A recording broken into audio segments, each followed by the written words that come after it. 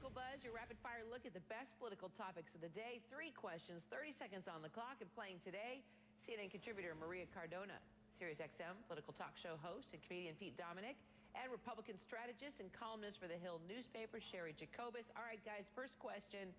Jon Stewart talking about Cain's sexual harassment allegations. Here it is.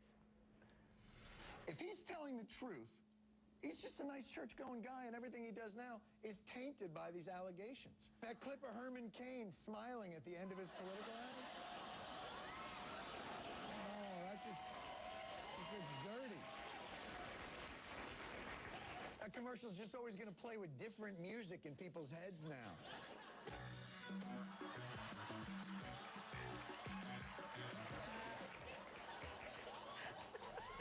Okay, all jokes aside, Cain's campaign did raise $400,000 on Monday alone. He even said in an interview that his fundraising call center crashed. So could this actually rally his supporters? A lot of people coming forward and analysts saying it will. Maria?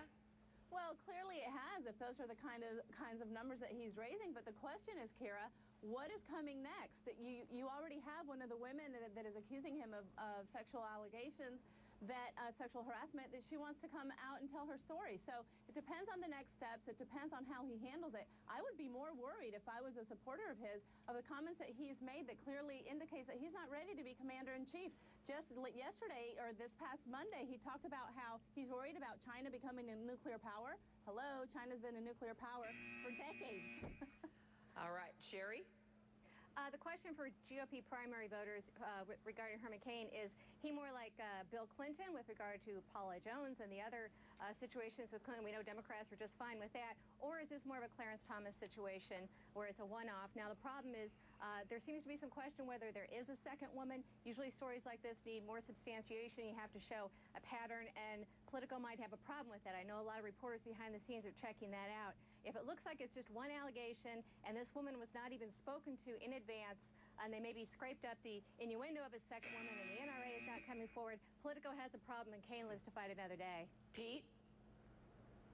Oh, Kara, this story's got legs. This is making Anthony Weiner look like a one-off. This is, and it's because Herman Cain really is giving it legs. First, he says he doesn't know anything. Then he says he knows something. Then he says it was 3 months worth of pay. Then it was 3 to 6 months worth of pay. We find out it was a year's worth of pay. If this woman does come out and speak, oh, this is going to be great for us comedians and political pundits.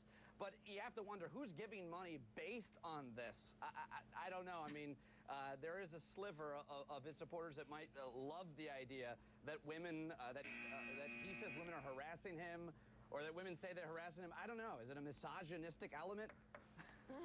Stay tuned. All right, a group supporting Cain actually calls this a, quote, high-tech lynching. Cain himself has even said in an interview, matter of fact, last night, that he does believe that race is a factor. So do you agree, Sherry?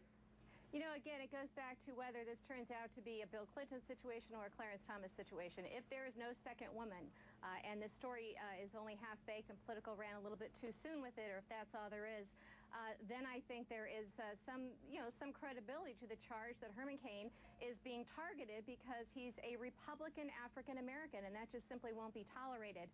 So I think it really hinges on the credibility. National Restaurant Association has to come out. Clearly, somebody there already breached the confidentiality agreement by showing somebody something, but it all hinges on if this is a pattern with the second woman. All right, Maria?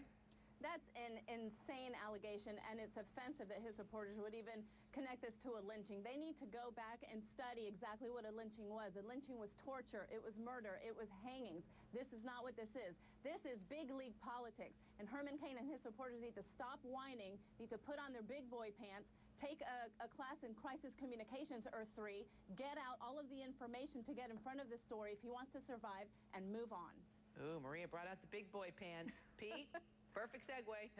Well, I agree with Maria. I mean, we shouldn't use the word lynching unless we're talking about a lynching. I don't know what's high-tech about this at all. And I don't understand the racist element. People are going to connect it somehow to Clarence Thomas. I don't get it. But it's not like anybody accused Barack Obama of being a secret Muslim, a non-American, a socialist, a Marxist who hung out with the almost unsavory elements in the world, paled around with terrorists. Nothing like any of that. This is ridiculous. I don't see the race factor yet at all. And we're going to find out maybe that one of his opponents leaked this information, a Republican, perhaps. We'll see. Stay tuned. All right, buzzer beater now, guys. 20 seconds each on this. Radio host Bradley Dean jumping off the Michelle Bachmann bandwagon, saying that everyone's thinking, lady, you stink. When will we start to see GOP candidates drop out of the race, Maria?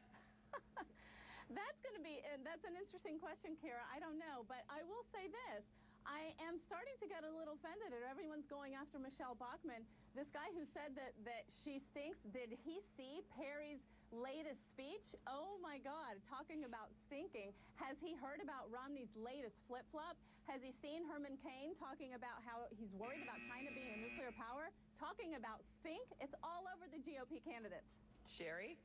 I think Paul Enti probably got out a little bit too early. I don't think candidates should be dropping out just yet. You know, this time in 2008, John McCain was carrying his own luggage through airports because he didn't have any money. He ended up being the nominee. Look, President Obama is such a failed president. The job situation, the economy, he keeps trying to run out of town and run around Congress. He can't get anything done. His incompetency is clear. I don't think any GOP candidate should be dropping out of the race, given how bad Obama is. All right, Pete, bring us home. Kira, I looked into this guy, Bradley Dean. I don't know if people know who this guy is, but he is really afraid of everybody. Muslims, he's afraid of gays. He makes Reverend Wright look like the Pope. So any affiliation with this guy that Michelle Bachmann had for a general election wasn't going to help her anyway. I mean, a lot of these candidates are just in it for speaking fees and to sell their books, and I think that's really why Michelle Bachmann's still running. Thanks, guys. We shall Thanks, do this Kara. again. All right.